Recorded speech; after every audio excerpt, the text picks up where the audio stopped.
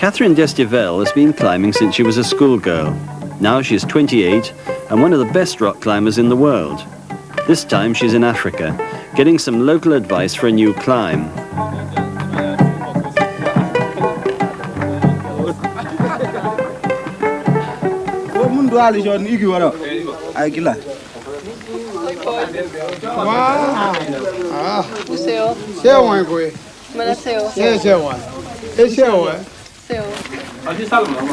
Il demande si toutefois vous n'avez pas grimpé. J'ai un petit peu grimpé ce matin.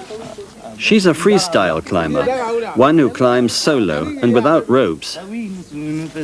Et ça vous sert à quoi ces cordes là? Ça sert à attacher les animaux et en plus pour... These Dogon tribesmen can't believe that tomorrow she'll attempt to climb their steepest cliff without using any ropes. C'est des fibres de baobab. De baobab. Oui, on les fait sécher.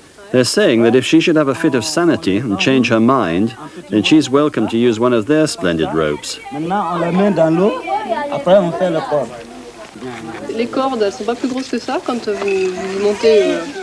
Si. The Dogons scale the cliff by rope as a matter of course, but the notion that someone would choose to climb it using only hands and feet strikes them at the least as perverse.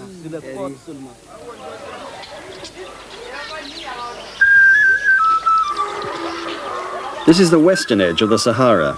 Above the village, the Bandiagara cliffs rise to a rock plateau that stretches for 200 miles. Catherine, with an escort of Dogon women, plans to make her freestyle ascent at the most difficult point.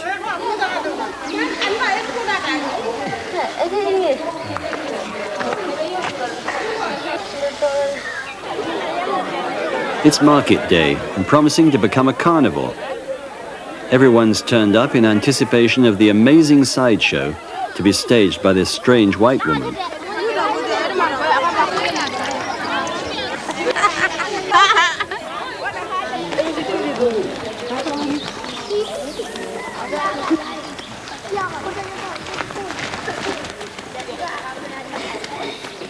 The man in the saffron robe accompanying Catherine to her starting point is a witch doctor who's modernized.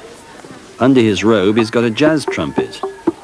He's going to blow a magic cadenza or two to bless her on her way. Bon, maintenant, je vais te jouer ma trompette pour vous.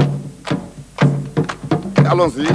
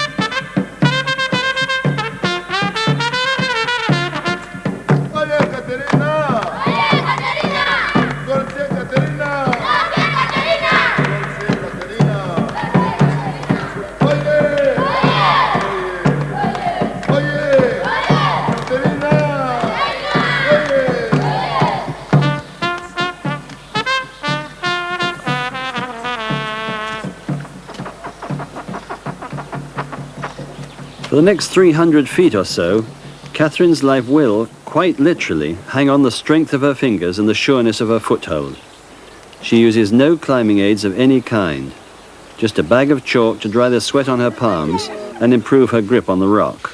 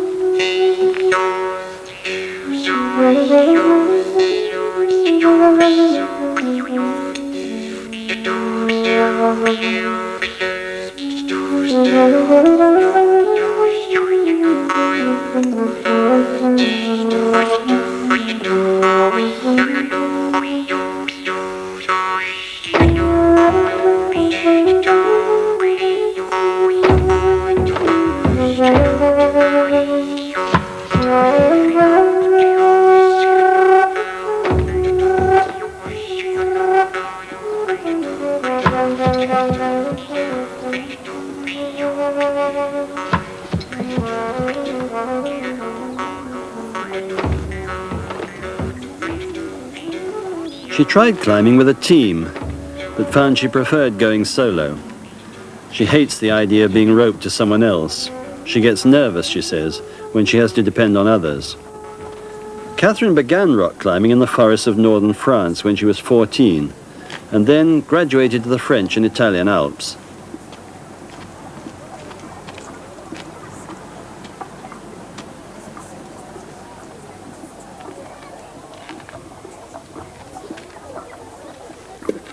This rocky plateau was once the kingdom of the Telem pygmies. They scratched a precarious existence amongst the crags and crevasses. They chose this perilous high life to escape their aggressive and bigger neighbours. But by the 12th century, even the pygmies had abandoned this barren rockscape.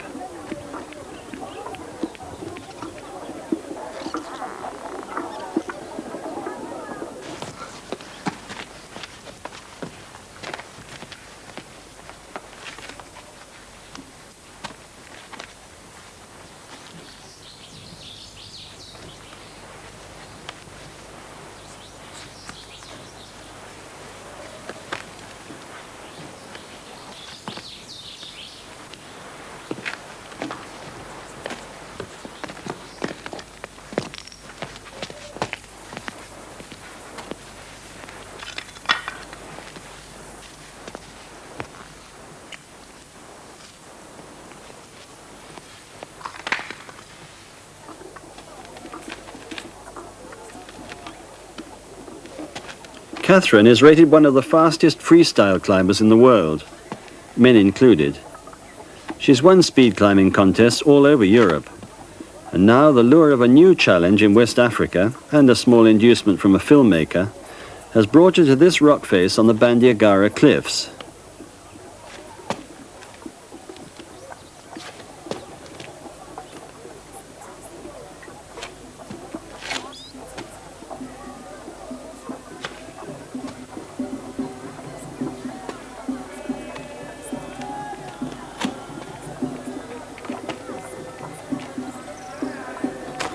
This is one of the ancient burial chambers of the Telem pygmies, although some of the skeletons, she notes, are more recent than that. The sort of place for a failed freestyle climber, perhaps. But she's not at the top yet. The last pitch to the summit is the most dangerous stretch of all.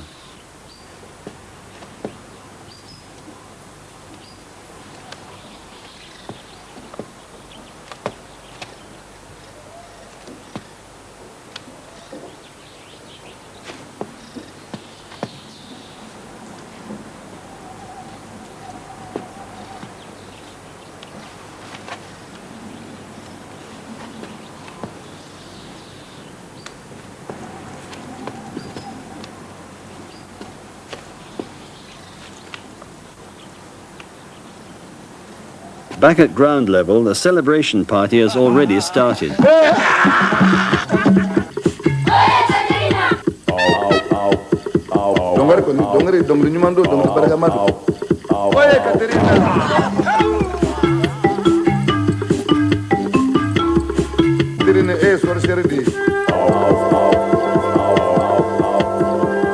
The Dogon women are honouring Catherine as a great new heroine.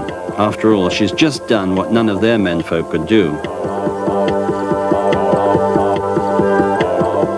Catherine Destivelle, down from the golden cliffs of Mali. I find it hard to believe that any human being could accomplish what we've just seen her do.